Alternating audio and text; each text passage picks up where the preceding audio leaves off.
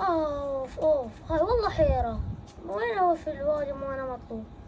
خل اروح للشيخ، هو صاحبي وعنده فلوس. عم تفضل. لا عم مشكور، بس انا جاي على الشيخ. موجود؟ لا عم الشيخ ما موجود بالبستان. حسابوني الشيخ. هذا الشيخ. شيخنا السلام عليكم. هلا طنون وعليكم السلام، تفضل استريح.